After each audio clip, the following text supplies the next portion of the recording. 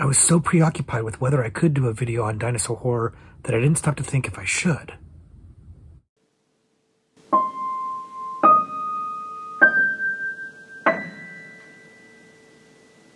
Hello everybody and welcome back to the Horror Movie Syllabus. My name is Professor Victor and I'll be your host as we go through all of the essential, noteworthy, interesting, and notorious modern horror films. If you're new to the channel, I recommend you check out the introduction video. There's a link to it in the description below, and it's going to give you a pretty good overview of what we do here at the Horror Movie Syllabus, which is we take a particular subgenre of horror, and then we pick 3 movies from that subgenre to explore. And that's what we're doing today in our new Horror Movie Supplement.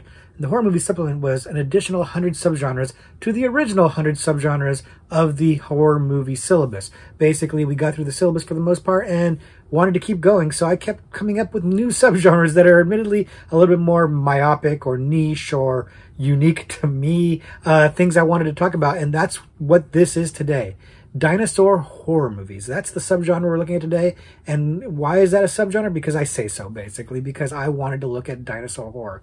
As a child, I really liked dinosaurs, and well, as an adult, I probably haven't stuck with that quite as much, and frankly, over the last 35, 40 years, the science has improved and there's been more knowledge, so a lot of what I learned as a child is actually obsolete. A lot of what I learned even as a young adult is already obsolete.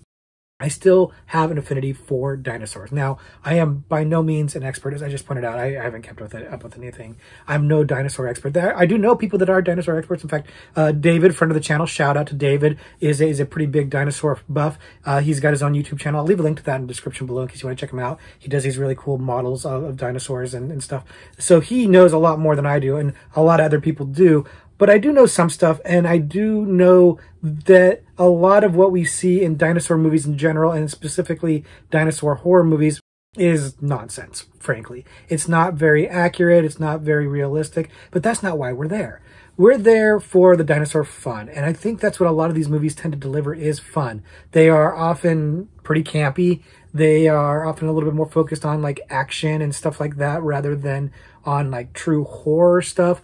And they're really usually trying to have some fun, some like campy monster movie fun. And I'm here for that.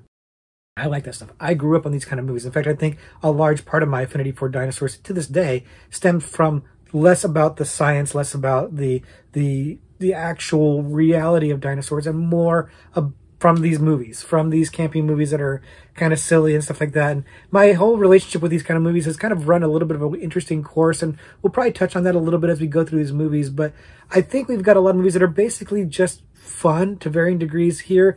They're just fun movies. So if you like dinosaurs, this is probably a good list for you. And if you could give a rip about dinosaurs, then maybe this isn't the one for you.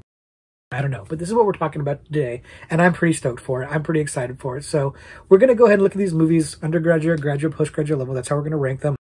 In this case, we're going to look at them in increasing order of production value, because like I said, a lot of these movies can be pretty campy. The effects can run the gamut. They're not necessarily usually pretty high budget, and they're pretty silly looking, but they're going to get better as they go along, and we talk about them today. So buckle up and watch out for the T-Rex, because we're going to go ahead and dig into these dinosaur horror movies. The first dinosaur horror movie that we're looking at today, the undergraduate level selection, is The Crater Lake Monster. The Crater Lake Monster came out in 1977 and was directed by William Stromberg. And this is the kind of movie that I was talking about when I was saying that I grew up on these movies as a kid, and that's where I kind of got my affinity for dinosaurs. It's movies like this, and this movie in particular. It's the kind of movie that it's kind of honestly meant for a child, with the stop motion animation that's got in there, and it's you know, a little bit campy, but trying to take itself seriously. And for a child, maybe is actually a little bit scary, but for no adult would it ever be scary. That's what I'm talking about when I talk about that kind of affinity, that childhood affinity for dinosaurs, comes from movies like this. And so that's why I wanted to bring this one up, even though it's not necessarily the most beloved movie. If you haven't seen it before, the movie is about a group of scientists that realize that when a meteor hits a California lake, it winds up heating up an old, forgotten, lost dinosaur egg, and then it winds up hatching into an actual dinosaur that winds up terrorizing the people around the lake. And they are trying to, A, convince people that it's real, B, keep people from the lake, and C, figure out whether or not they can save this historically, scientifically amazing find, or if they'll have to kill it. And of course, hijinks abound. Now, I'll stop there so as to not spoil the movie too much. But the movie is a really fun, campy, throwback, nostalgic look at the 70s and monster movies of the 1950s. And that was actually by design. The intent of the movie at the time was to make a monster movie that felt like the 1950s movies, even though it was in the late 70s. And at that point, you've got the boom of science fiction and you're starting to get the slasher craze and stuff like that. So this isn't really as much in vogue at that time, but they're still kind of going for that aesthetic anyways. And I think they're accomplishing it quite well. Part of the reason why they're accomplishing that so well is because they've got Phil Tippett of Star Wars fame doing the stop motion animation, which I do think looks pretty great for stop motion animation. It's not going to look realistic. It's not going to look CGI-like. It's not going to move in that way. It's going to have a campy, fun appeal to it. It's never going to scare you, but it looks really, really cool. And they're not shy about it too. They show the dinosaur pretty quickly. They don't play too coy with it. And they're really willing to let that stop motion animation speak for itself and stand out. And it's interesting because that's probably the high water mark of the movie from a technical standpoint. You see, famously, this movie was not funded very well by the studio, who didn't seem to have a lot of love for that. And the director, William Stromberg, is very vocal about this, that the studio interference in this movie was a problem. He didn't like what they were doing in terms of the budget they would allow for him, and in terms of the control they were trying to exert over the story and the post-production phase of it, which there really wasn't much post-production phase. Apparently, they got somebody to come in and edit it, and he hated the edit. They got somebody to come in and put in like a standard stock score. He hated the score. He felt that there were certain story elements that were missing, that were confusing, and it was all due to the studio interference. And I'll be honest with you, I think he's overblowing it a little bit, because I don't think the story's all that good. And I think that there's some mistakes that are made in this that can't really be blamed on the studio. I think there's really more script issues and possibly directing issues. One of those is that the movie is leaning really hard into some of the comic relief. There's a couple of characters in there that are like these boat renter guys, and they're there for like one scene to be funny, so they're not there just for one scene. They keep coming back and they become major characters in the movie, and their stuff falls flat, and it's really kind of a drag because the rest of the movie's trying to be kind of serious, even though, again, with the special effects, it's not super serious, but those special effects are quality. Again, you've got Phil Tippett there. You've got a very talented special effects artist doing this, and it looks good. So that's the part that definitely some money was put into, or some time or effort was put into to make it look that good. And it does work. It's really unfortunate that the rest of the movie doesn't exactly follow suit. The acting is not good. The story is a slog, and it's a bit challenging to get through. Like, I'd say every actor's performance in here is very, very flat. There's just really not a lot going on with the acting department at all. And the jokes that are in there are falling very flat. The comic relief is rough. But you're not here for the plot, and the plot doesn't make a whole lot of sense anyways. It's kind of thin. You're here for some cool dino action, and you do get that. The problem is that there's lots of lags in between. Every time the dino's not on screen, it drags a little bit. It doesn't really have enough meat on the bone in terms of story and character to carry it between dinosaur attacks, and that's a problem. Also, the dinosaur itself is, I believe it's a plesiosaur, although that may not be the name anymore, and David or somebody else who's an expert in dinosaurs can correct me in the comments if I'm wrong on that. But so it's not the most threatening of dinosaurs either. It's kind of got like a seal body and stuff, and it doesn't move the same way as, like, say, a T-Rex would. So it's not the scariest of dinosaurs. But as a child, I'm right there into it, right? And so there's a certain charm to that stop motion dinosaur, killing people and stuff, that as a kid worked for me very well. And I will freely admit, this is a nostalgia pick. This movie is on the syllabus largely for nostalgia, for my nostalgia for it. It really, and again, this is more of kind of a personal list, I guess. And this is really one that kind of established a lot of my affection for dinosaurs. So that's why I'm picking it here. And I'm guessing I'm not alone too. Like, this movie doesn't have a lot of critical love. And I don't even think it's got a really great reputation amongst the horror fans, to be honest with you. But I still kind of love it.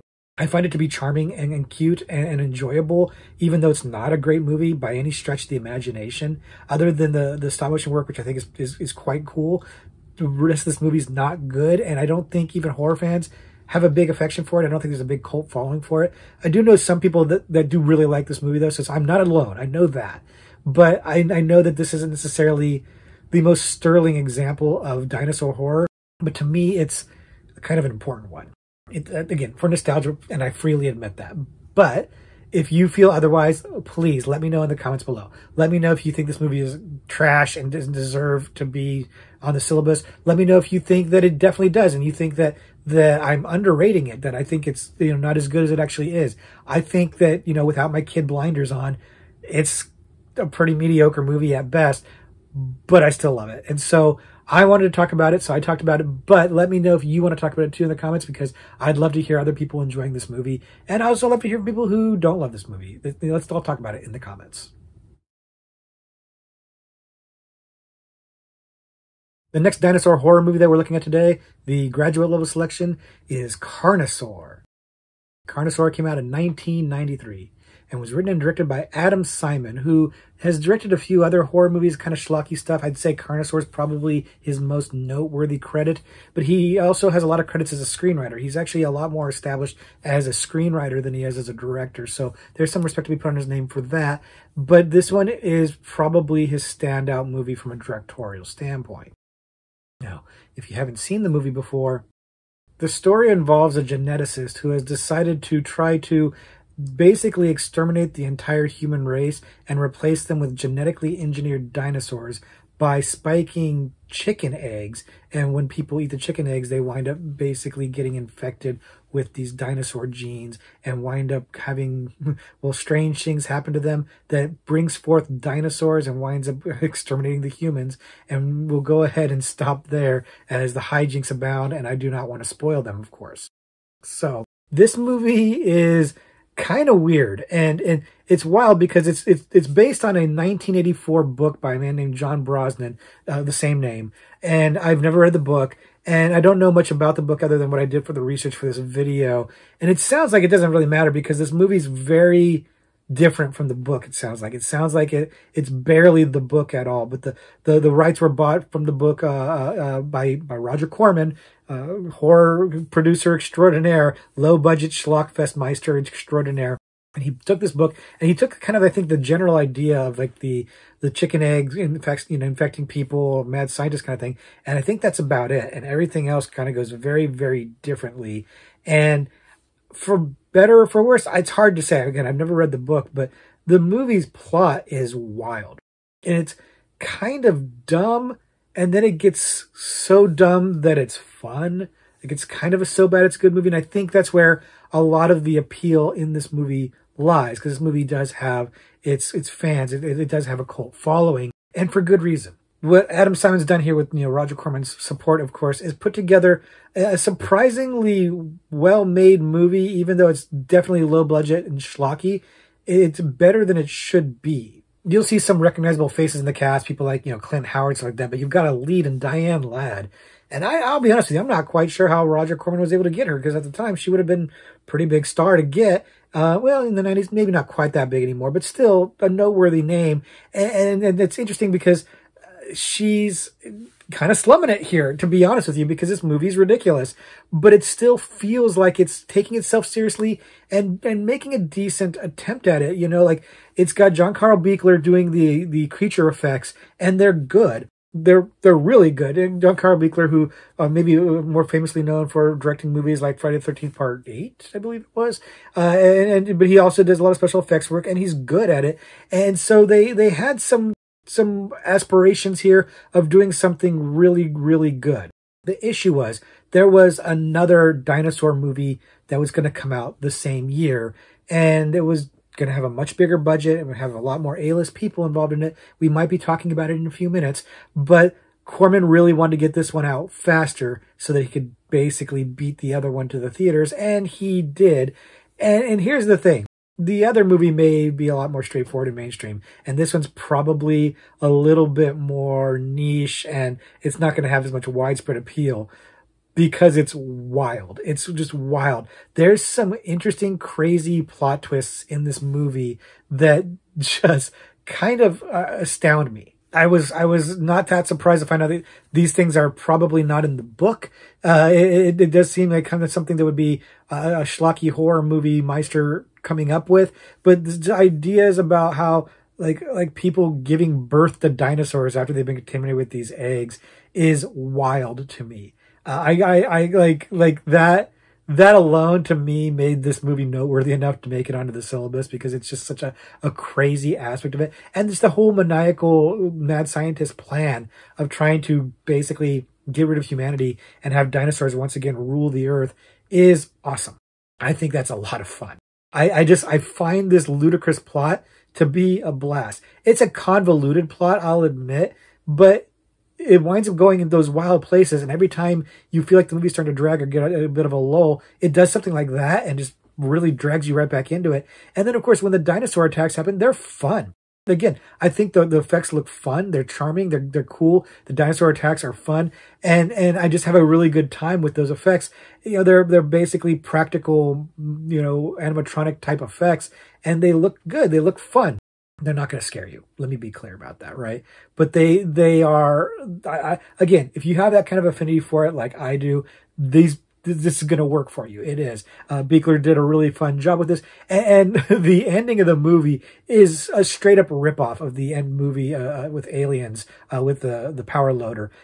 John Carl Buechler even admitted this. He basically ripped it off. And I love that movie. So it's fun. I just have fun with this one. And I'm not alone. This movie was a hit. This movie made money.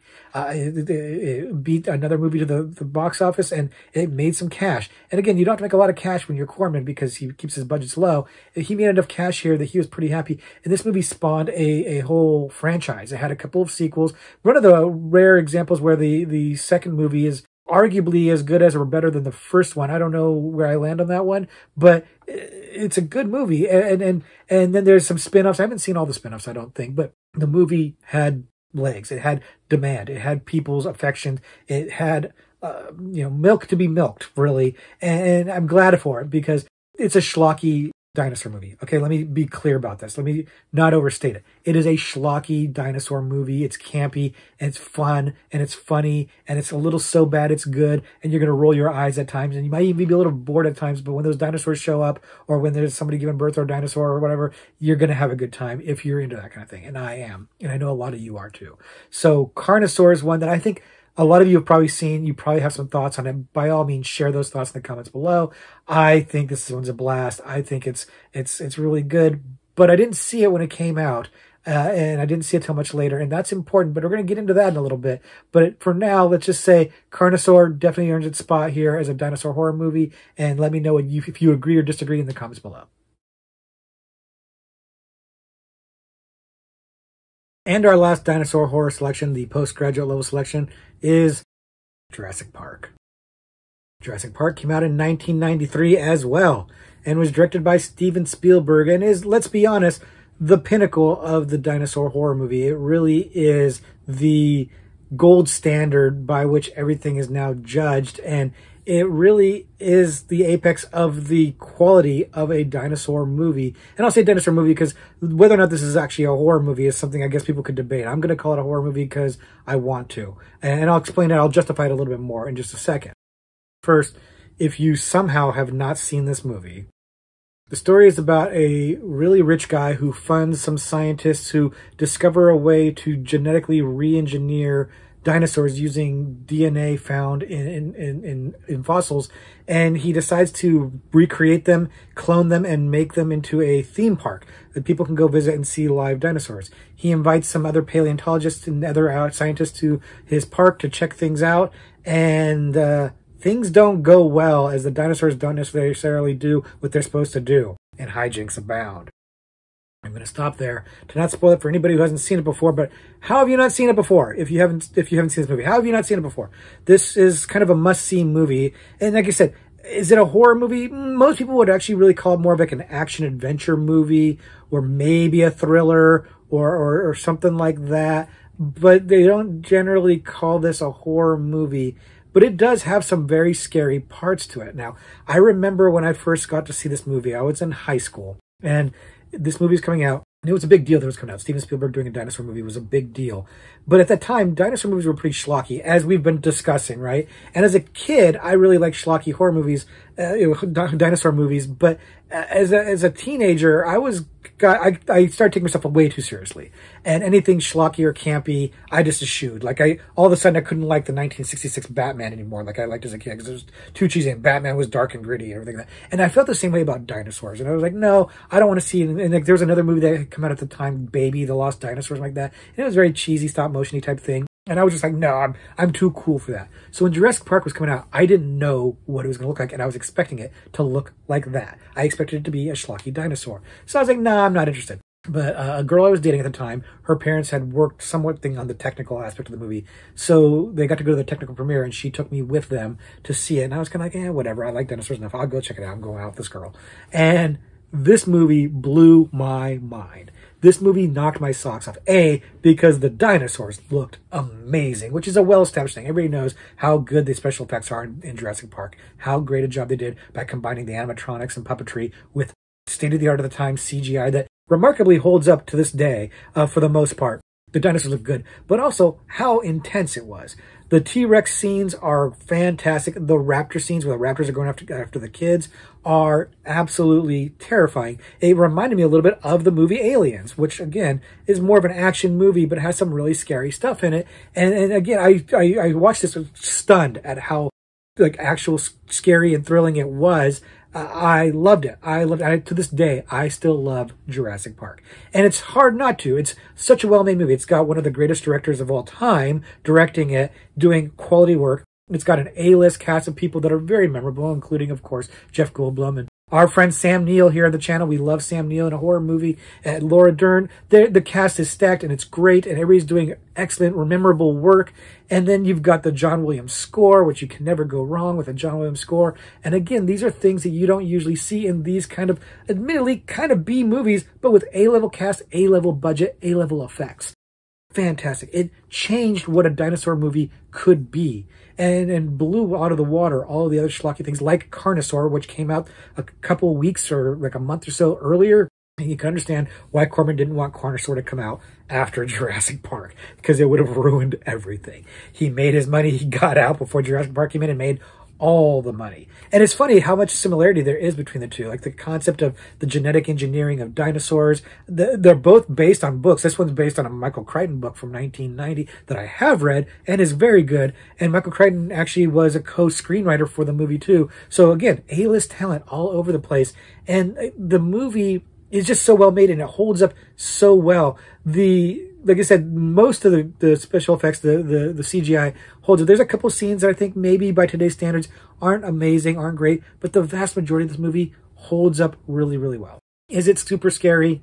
Probably not. Kids were seeing this. It was a huge, big hit, and nobody really talks about it as a horror movie, but I would argue that first one, it has enough horror elements to scare people. You know, you've got the Sam Jackson's arm getting eaten off and Laura Dern finding it later. And, you know, you've got the raptors kind of attacking from the side and everything. There's enough scary stuff in here that I think I can give this a pass. And I don't care anyway. This is my video. I do what I want, but I do love this movie, and it reignited kind of my love of dinosaur horror movies. And I was able to go back and appreciate the campier ones, the schlockier ones for what they are. Right? Understanding the budgets are very, very different here. As a result, the results are very different too.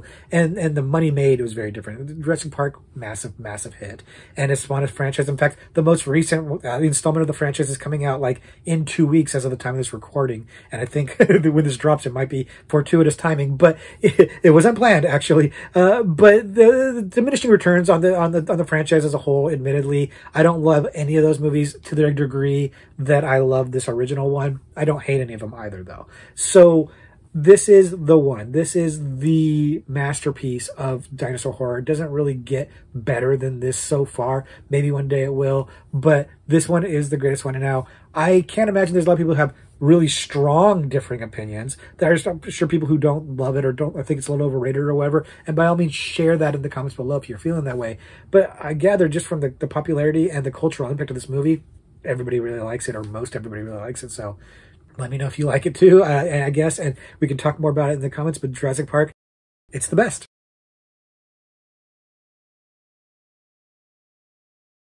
Okay, so that's going to do it for our exploration into dinosaur horror movies. But as usual, I've got some extra credit movies to discuss because I'm enjoying these movies. I enjoy dinosaur horror movies, or just dinosaur movies in general, even though, like most of what we're talking about today, not even really that scary, barely horror, maybe. So who cares? We're just going to talk about them anyways.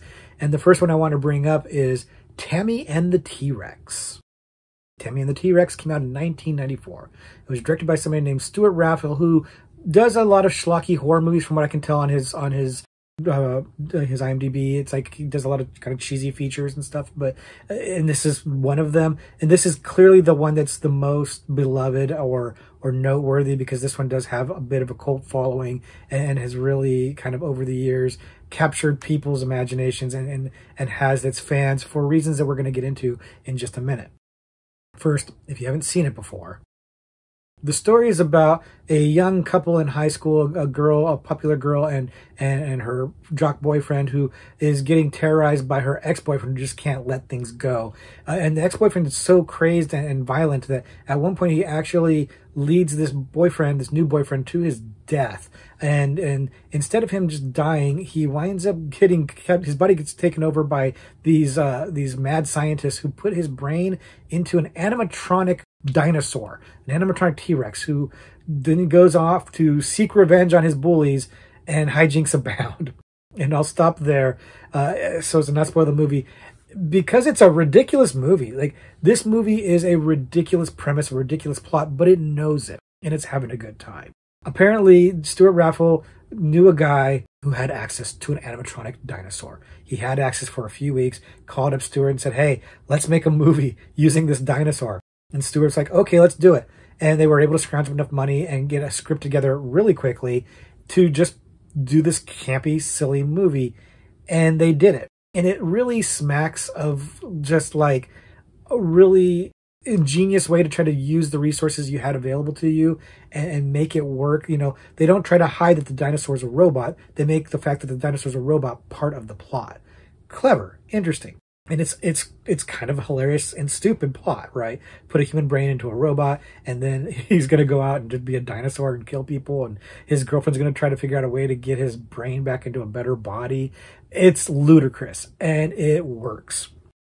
Part of what's fun about this and what makes it work is the cast, because you've got Denise Richards in the lead role as the girl, and she is at the peak of her popularity in terms of look, let's be honest, we all know Denise Richards would get cast because she was pretty, because she was hot, right? Not because she's a good actor.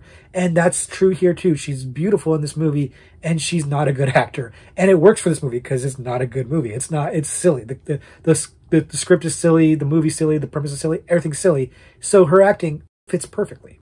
The boyfriend that's brain gets put into the dinosaur is Paul Walker, another person who's mostly cast because he's pretty. If we're being honest, he's not the best actor either. Look, I don't want to speak of Paul Walker. Love him. I enjoy the Fast and Furious movies. I enjoy his work, but he's not the biggest thespian in the world.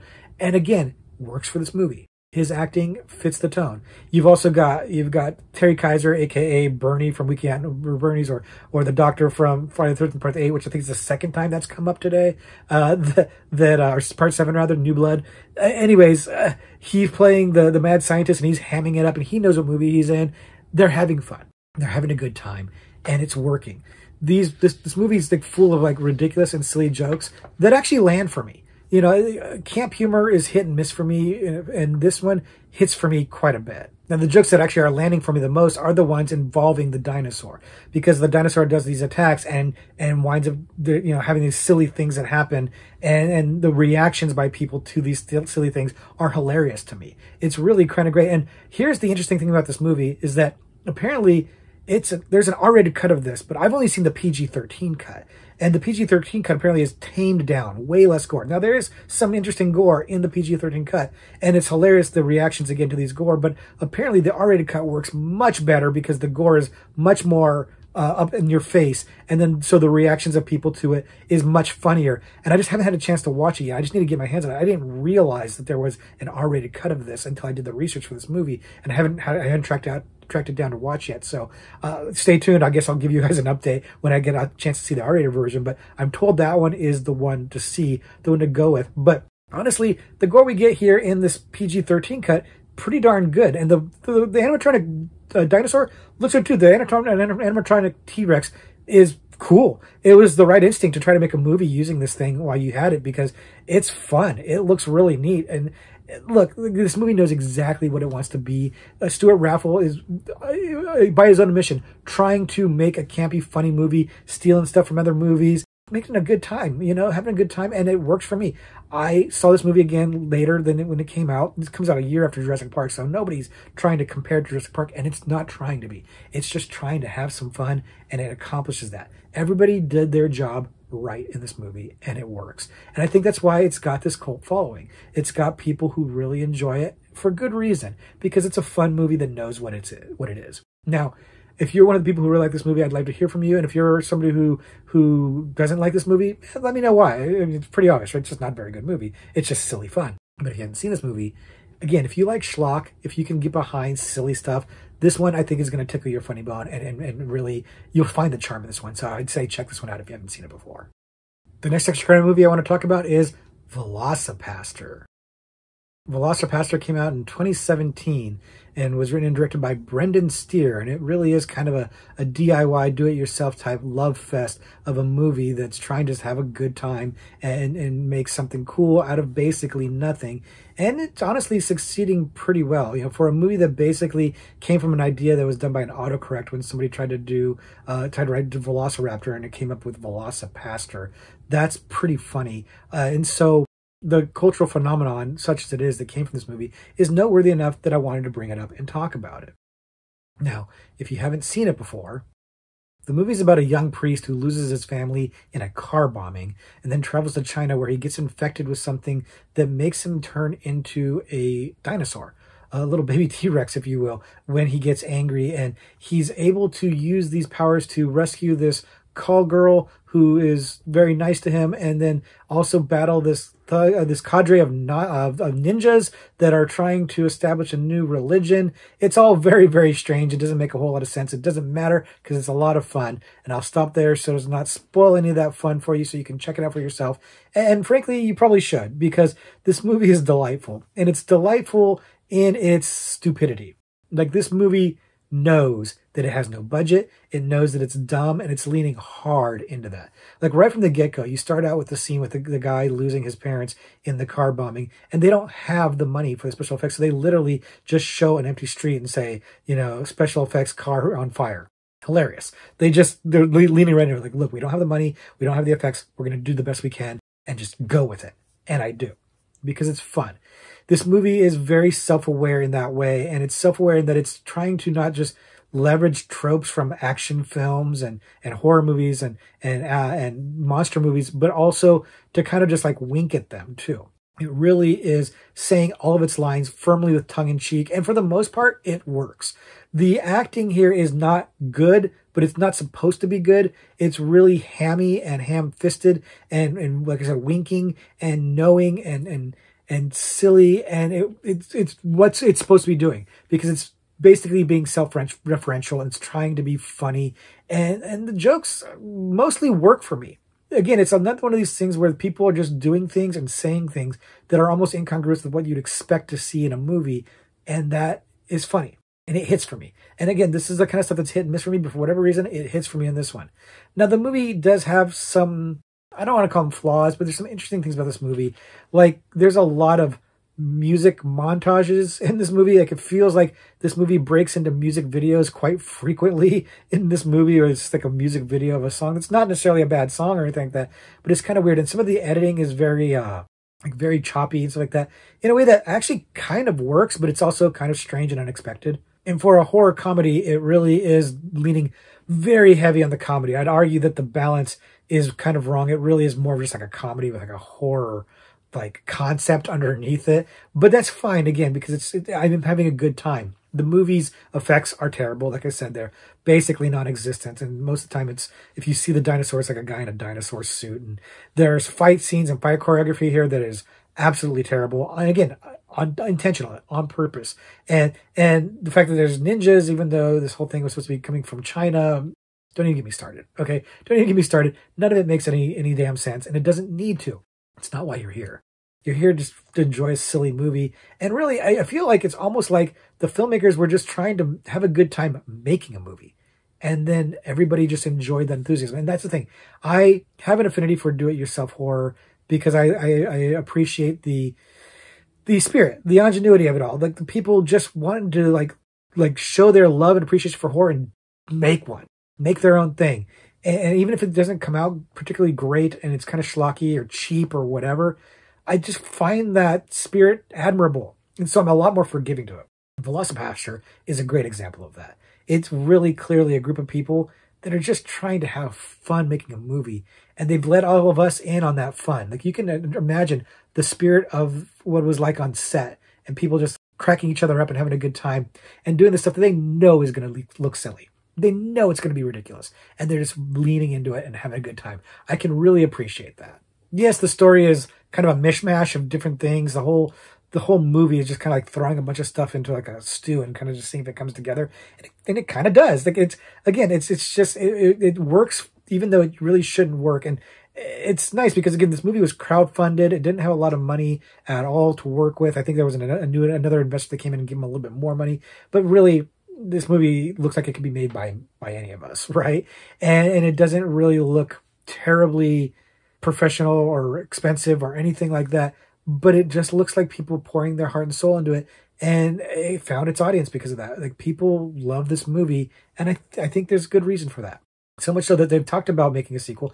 I kind of don't know that they should do a sequel. I feel like we go into the well a little too much. I think you should do something different because I feel like this is kind of lightning in a bottle, and I feel like if you try to do more of it, it's going to fall flat. It's going to feel like you're trying too hard. I don't think you can replicate this experience. I think that's the whole point, is that it feels like you caught something magical and everybody gets to be a part of it by watching it. And if you try to do it again, it'll dilute the experience. And so I definitely don't want a sequel. I just like the original. And I think you guys will too. If you haven't seen this one, again, it's the theme of the video. Schlocky dinosaur stuff. If you can get behind it, you're going to enjoy this one. If you like just like campy, like stuff, exploitation type movies, to make fun of those kind of movies, things like, Black Dynamite, stuff like that, you'd probably get a kick out of this movie too. If not, it's not going to be for you. It's not good by any stretch of the imagination, but it is fun. And the last extra credit dinosaur horror movie I want to talk about today is The Dinosaur Project. Dinosaur Project came out in 2012 and was directed by Sid Bennett in his feature film debut. And he's doing some really, really strong work here. It's a found footage movie, and it's really leaning into and using that found footage concept very, very well. And yet, for whatever reason, this movie is not really well received or well loved. And I feel like that's kind of unfair. And I'm glad to see that it's kind of developed a bit of a cult following because the reviews were horrible for it. And it deserves better. And that's why we're talking about it here today. Now, if you haven't seen it before, the movie starts out as a little bit of kind of like a behind-the-scenes documentary of a dinosaur hunter type celebrity guy who goes out to look for some dinosaurs. And of course, when they go out there, their plane crashes and they have this problem where they're stuck out in this area that is apparently swarming with dinosaurs, and now they find themselves in danger, and it's being documented on this video camera, and hijinks abound, of course, as they always do. I'll stop there so as to not spoil the movie for anybody, but it's really interesting because the point of the movie is less about the plot of it, because the plot's it's not great, to be honest with you, and more about the format. The found footage format is used extremely well in this movie, like right from the get-go. Like they got the title card explaining what's going on. They've got a little bit of like news broadcast explanations of stuff, and then you get into your found footage, and it's really leaning into that found footage idea that nobody falls for this day and age, right? Nobody believes it's actually real, but they're really trying to sell it. And they're really doing a good job of following this like cryptid hunter who's looking for this actual cryptid. It's an actual folklore legend cryptid in South Africa, which gives the movie, again, a little bit more of that verisimilitude. They're really leaning into this, and it's a cool idea. And, you think of like, Crocodile Hunter, that kind of guy, right? And his son who's stowed away on this trip. They're trying to really give that realistic verisimilitude to the movie. And while nobody, again, is going to fall for that, it's appreciated because it makes the movie work better. As you know, when I talk about found footage movies, I often like to talk about, whether or not there's a reason to be filming, because it's one of the tropes. It's the biggest thing, the biggest hurdles to clear. And I think in this case, this found footage movie really does find solid reasons for there to be footage existing. This idea that this kid's documenting all this stuff and setting up cameras and everything like that, it actually makes sense in the course of the story. So you buy it. And there's a minimal amount of situations where people are filming in situations that they probably wouldn't be filming, like turning around to get a shot of what's chasing them, stuff like that. This movie does a pretty good job of not doing that so much, so that it wasn't, at least not to a level that was distracting. Usually I get distracted by that. I didn't feel that in this movie. And they had a really cool way of just getting me involved in the story by having the kills not be the way I was expected. The people that died first were not the people I expected to die first. They did not die in the ways that I thought they would die.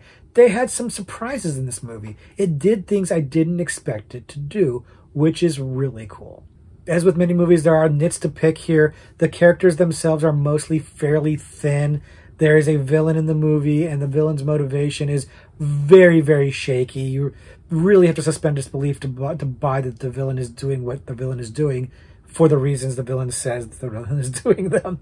And I'm trying not to spoil things, so that's why I'm being a little wonky when I say that. But it's kind of an eye-rolling, sure, I'm going to go with this kind of motivation. But that doesn't matter, because what you're really here for is the dinosaur attacks, right? And this movie is using more CGI and stuff like that, and it's not amazing CGI. It's not great, but it's not bad. It's good enough to keep you invested in the story. It doesn't look super realistic, and so you'd never buy this being like real found footage, because the dinosaurs don't look that real, but they don't look so bad that you're just like laughing at it and taking you out of the movie. They look good enough. Good enough that I'd stay invested in this movie. I did stay invested in this movie when I watched it. And so this movie, again, the critics didn't like it at all, but I find that surprising, because I think it's a really nice, tight, thrilling action movie, horror movie, dinosaur movie that works.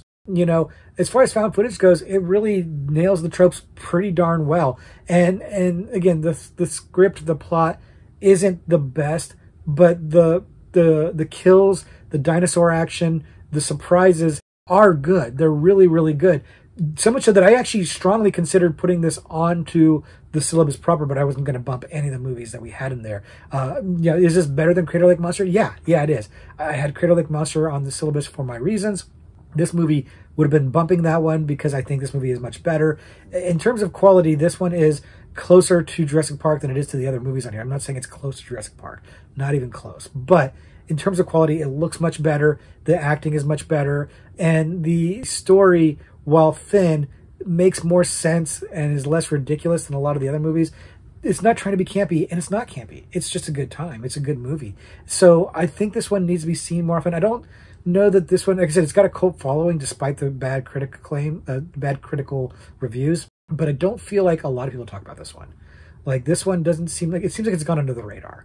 And that was honestly a large part of why I wanted to bring it up and talk about it. It's just shine a little bit more light on it, give it a little bit more awareness, because it's an underseen movie that I think probably needs to get a little bit more love, not just for a dinosaur horror movie, but also for a found footage horror movie. Like, it wouldn't make the found footage top movies, it wouldn't crack that, but it's a really solidly made found footage movie. So if you like found footage, I think you would like this one. And if you like dinosaur horror movies, you're definitely going to want to see this one if you haven't already, because this one is really, really good and it deserves your eyeballs. So that's going to do it for our checking out dinosaur horror movies. Like I said, this is a little bit more of a niche subgenre that's kind of just because I like dinosaur horror and I like these movies, as schlocky as many of them can be. I'm kind of like shark movies. I'm very forgiving to dinosaur horror movies, so I wanted to talk about a few, and I'm sure that a few of you know other ones that maybe should have been talked about. Leave those in the comments. I'd love to hear about it. But for now, let me go ahead and lean into this horror trivia pursuit card. It's that time of the video where I like to read a question live on camera, see if I can answer it. And since we're talking about dinosaur horror, we're going to look at the monster category. And God help me, is it going to be a dinosaur question? Because that'd be amazing. It's not. Here's the question. What actor played the titular character in 1931's Dracula?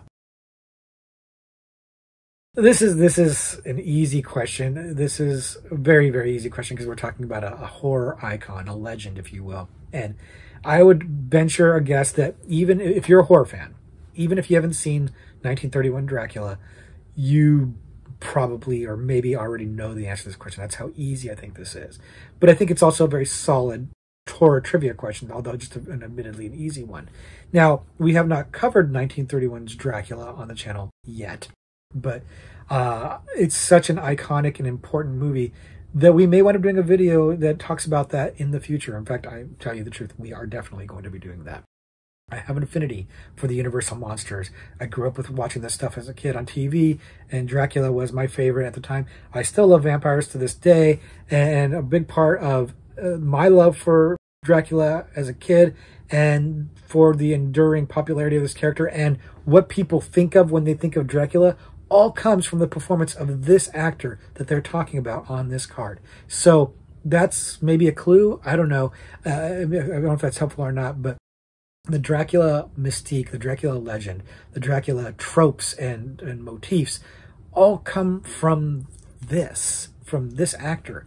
And so that's how iconic he is. That's how important he is that, almost 100 years later, we're still talking about that performance, and it still has that kind of influence on everything. So very, very important person in horror history. So if you don't know it, you should learn it. So that's what's going to happen here. So if you don't know, lock in a guess, right? It's time to lock in your answer. I'm going to answer this question. Lock it in and take a guess if you don't know. Shot in the dark, I suppose. But okay, locked in? Cool. So my answer is, of course, Bela Lugosi. Bela Lugosi, the performance of performances, historically and otherwise.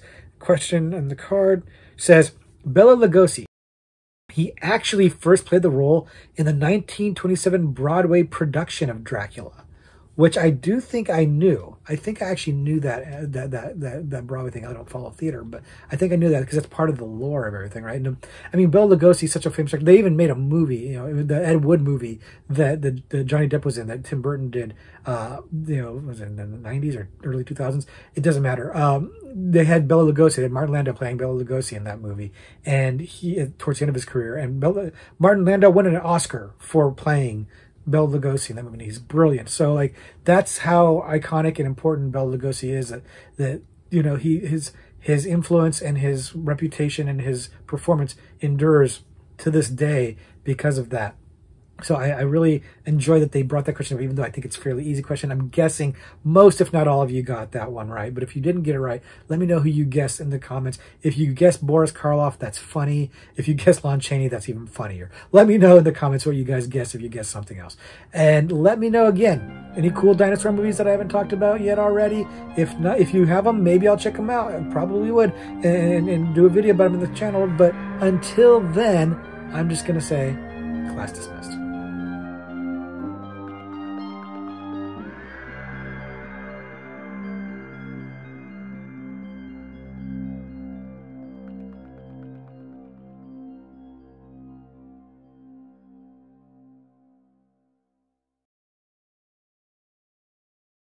Professor.